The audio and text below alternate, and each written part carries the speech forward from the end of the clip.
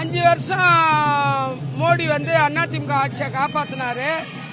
அண்ணன் ஓபிஎஸ் மூலமாக 11 சட்டமன்றம் கொடுத்து அந்த ஆட்சியை மோடி காப்பாத்தினாரு. பல்வேறு தொல்லைகள் எதிர்கட்சிகள் ஆட்சியை கலைக்க வேண்டும் என்று நினைத்தாலும் மோடியால இந்த ஆட்சி காப்பாற்றப்பட்டது. அதே நேரத்தில் மோடி வந்து உலக அளவில் இந்தியாவை திரும்பி பார்க்க வைத்தவர், தீவிரவாதத்தை ஒழித்தவர், காஷ்மீரை அமைதி பூங்காவை ஆக்கியவர். இன்னைக்கு பாகிஸ்தான் கள்ள நோட்டு புழக்கத்தில் விட்டுக்கிட்டே இருந்துச்சு நம்ம நாட்டில்.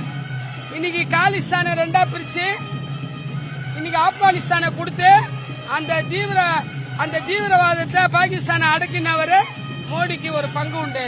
உலக நாடுகள் எல்லாமே இணைந்துதான் காலிஸ்தானை வந்து ஆளுங்களுக்கு அந்த ஆப்கானிஸ்தானை கொடுத்தது. அதே போல ஏழை மக்களுக்கு 500 ரூபாய் கேஸ் கொடுத்துருக்காரு மானியம். 2வது நம்ம ஆர்கே நகர்ல இருந்து ஏர்போர்ட்டுக்கு போனோம்னா 1.5 ஹவர் ஆகும். இன்னைக்கு வந்து 20 நிமிஷத்துல ஏர்போர்ட்டை தாண்டுற அளவுக்கு மெட்ரோ ட்ரெயின் திட்டத்தை கொண்டு வந்திருக்காரு. இன்னைக்கு பீச்சில் இருந்து சைதாப்பேட்டைக்கு போனோன்னா, சைதாப்பேட்டை கிண்டி தாம்பரம் போனோன்னா, இன்னைக்கு வந்து வேளச்சேரி போனோன்னா ஒரு மணி நேரம் ஆகும். ஆனா அதே நேரத்தில் 5 ரூபாய் டிக்கெட் கொடுத்துருக்காரு. இன்னைக்கு எக்ஸ்பிரஸ் ட்ரெயினுக்கும் பேசஞ்சர் ட்ரெயினுக்கு எவ்வளவு கொடுக்குறாங்களோ அது மாதிரி எக்ஸ்பிரஸ் ட்ரெயினுக்கு கொடுத்து வேலூர் விழுப்புரம் இது மாதிரி போல அரை கட்டணத்துலன்னு சொல்லியிருக்காரு. அதே போல வந்து வீடு ஏழைகளுக்கு வீடு கொடுத்துருக்காரு.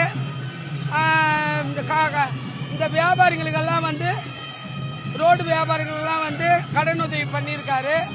5 வருஷத்தை காப்பாத்தினவர் மோடி.